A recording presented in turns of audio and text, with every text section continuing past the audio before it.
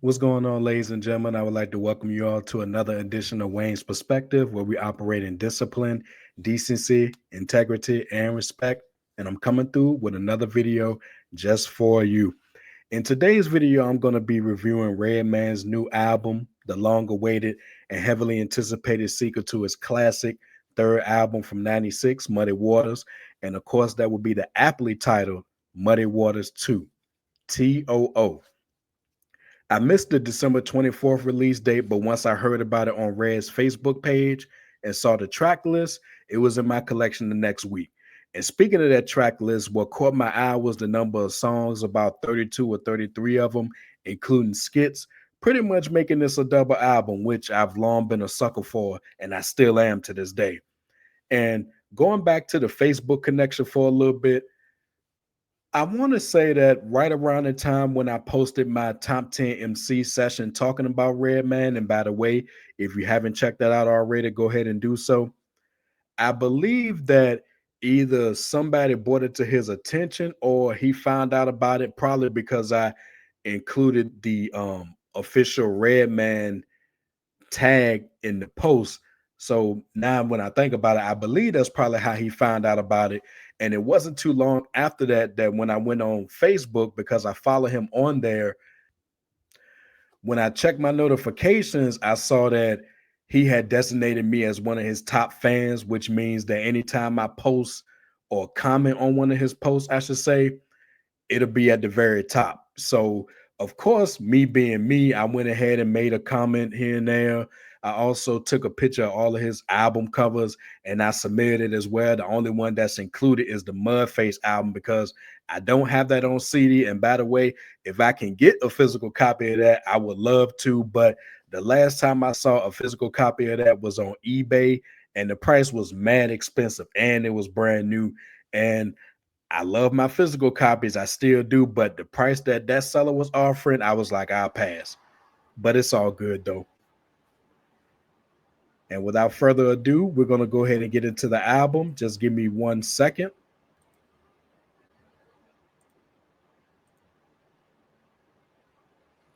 All right. The production on this album was handled by Red himself, of course, Eric Sermon, Mr. E Double coming through. You also had Rock Wilder, Rick Rock, Crisis, Mike and Keys, and DJ Static. Quite the lineup right there. Continuing on, I'm going to start with the highlights where Red catches Wreck on the solo tip.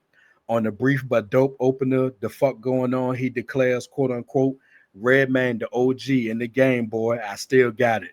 Those lines right there define this entire album in a nutshell. 4 out of 5 rating for that. On Don't Want to See Me Rich, the production comes through with an ill sample of Billy Brooks' 40 Days, which is just as ill as when a Tribe Called Quest used it for Luck of Lucien from their 1990 debut album, People's Instinctive Travels and the Paths of Rhythm. I got to revisit that too. 4 out of 5 for that one. If you're from Jersey, you should like the song of the same name, which does give radio friendly vibes. On Dynamite, which I'll talk about in a bit, he says, You ain't gonna hear me on the radio. I'm too explicit for radio. Well, this song and another one I'm going to mention may slightly question that. 4 out of 5 for that one, as well as a 4 out of 5 for Jersey. Other 4 out of 5 joints include the Smooth A, the West Coast style Pop the Trunk, which I feel was missing that sample from Can't Wait. Y'all know what I'm talking about. Wanna act stupid? I pop the trunk. I had to throw that one in there. And those who know what time it is would like the energetic 1 o'clock. And if you know me and my work, you know I love songs like Don't You Miss, and nostalgia laced songs like this make me smile, of course. I eagerly anticipated the next installment in the Superman Lover series, number 7 in this case. I could have done without the Trump references, even though I like Red's story, but overall, the song is decent enough to get a 4 out of 5 rating. And next, the first of two 5 out of 5 rated songs is I'm on That Bullshit, which is pretty damn good. It'll make you laugh a few times, but it's still hard. The review continues with the highlights courtesy of Redman with guests coming along for the ride, starting with the 4 out of 5 rated joints. The Def Squad and D Block connect on Dynamite featuring Chic Luch. The Smokers Will Love the Snoop Dogg feature Kush. And the same can be said for La La La, which features Method Man, who was also in my top 10 favorite MCs of all time. Man, With these brothers still showing that awesome chemistry they displayed on their debut collabo, you know it's dope. And that debut collabo I'm talking about is High High, which turns 30 this year, if you can believe that. Moving on, What's Hot, featuring Orange Juice Jones II. And I had no idea that Elder Jones had a son. And if you don't know who Orange Juice Jones is, check out The Rain. That's a classic. Key Turner reps for the ladies on Goofy, and we get more solid material with Looker Hill featuring KRS-One, another legend. Plus, Gilla House is on the set on Why You Mad with Mr. Cream and Runt Dog along for the ride. And last but not least, we get to the second 5 out of 5 song, which is a posse cut. Light It Up. My old school trapped in the 90s heads, don't you miss posse cuts? I know I do. Man, a who's who of legends and underrated talent representing Jersey come through and catch wreck like back in the day. Take a look at these names, y'all. Raw Digger, Lords of the Underground, Shaq, Lady Luck, Queen Latifah, Naughty by Nature, Channel Live, Artifacts, Heather B, and Nikki D. And speaking of Nikki D, y'all remember Daddy's Little Girl from back in the day? What was that, 91, 92 or something like that? I can't recall the last time I seen Nikki D active, and I think the last time I seen her was in Who's the Man, the Ed Lover and Dr. Dre movie.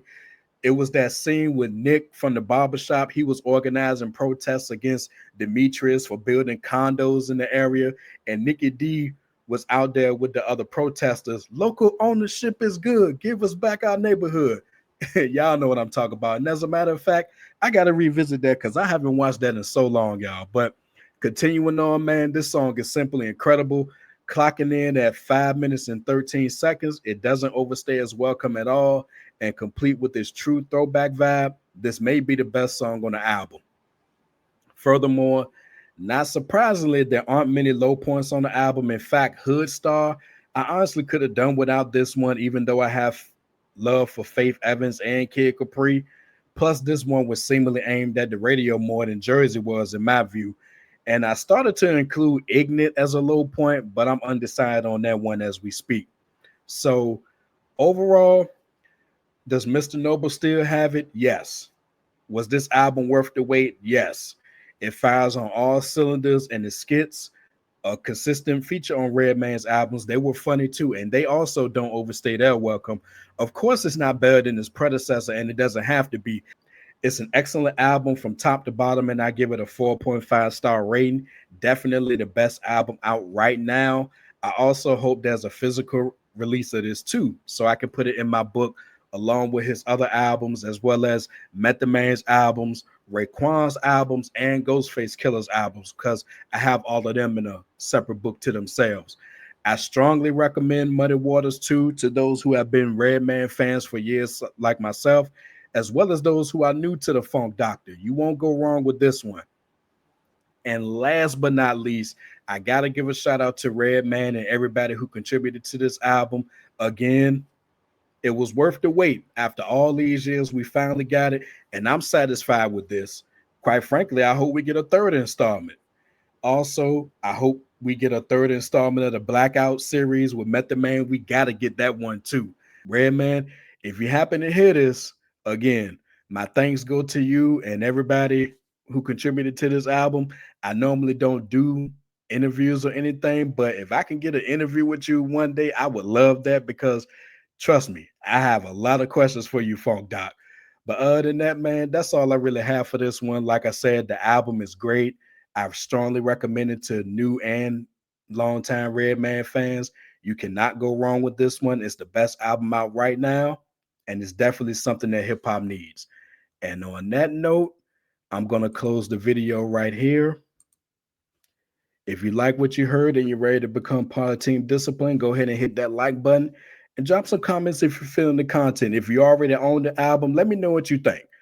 And also, last but not least, hit that subscribe button along with the bell so you're notified when I drop new videos. And until next time, my people, take care of yourselves. And remember, not only is the power of the mind valuable, but Redman is still here, still active, still putting in work, still that dope lyricist who works around the clock because he's sleeping his work boots. Y'all take care. Much love, Redman.